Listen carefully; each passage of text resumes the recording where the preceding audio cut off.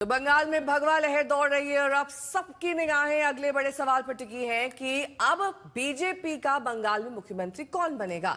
बंगाल में नई सरकार की बागडोर किसके हाथ होगी। सीएम पद के दावेदार में दौड़ में सबसे पहला नाम शुभेंदु अधिकारी का है, जो बंगाल की चुनावी लड़ाई का चेहरा रहे हैं। शुभेंदु के अलावा संगठनात्मक रणनीतिकार साम्यिक भट्टाचार्य, जमीन स्तर के प्रभावशाली नेता दिलीप घोष, उभरती हुई महिला चेहरा अग्निमित्रा पॉल और लोकप्रिय सार्वजनिक हस्ती रूपा गांगुली सीएम पद की रेस में शामिल है। यानी 5 दावेदार हैं और 1 कुर्सी है।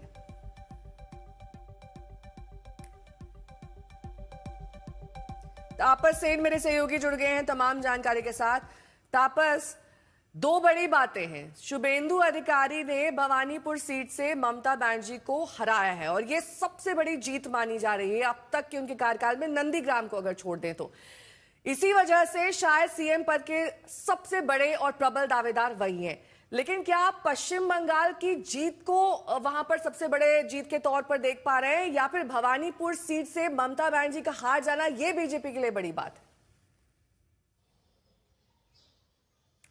जी देखिए, 2 अलग अलग पहलू हैं। एक तो पश्चिम बंगाल में बीजेपी का आना, तृणमूल कांग्रेस को हराना, और वो भी इतने बड़े मार्जिन से। ये बड़े पैमाने पे जीत जो है, ये बीजेपी के लिए एक बहुत बड़ी जीत मानी जा रही है। लेकिन दूसरे छोर पर ममता बनर्जी और जो एक कद्दावर नेता के तौर पर मानी जाती रही है अब तक, वो पहले नंदीग्राम से पिछले बार शुभेंदु अधिकारी से हारने के बाद अब भवानीपुर से भी वो शुभेंदु अधिकारी से भारी मार्जिन से वो हारी हैं। ये भी एक बहुत बड़ी जीत है। शुभेंदु अधिकारी आमतौर पर एक बड़े नेता है। ये कहा जाता था पहले कि वो नंदीग्राम और पूर्व मिदनापुर के राजनीति में अब अपना पैर जमा चुके हैं, लेकिन धीरे धीरे इन्होंने ये साबित कर दिया कि पश्चिम बंगाल के राजनीति का जो गणित है, उस गणित को भी उन्होंने अपने हिसाब से सजाया और आज जाकर वो ममता बनर्जी को हराने में सक्षम रहे। लेकिन यहाँ एक सवाल जरूर रहता है कि अब क्या।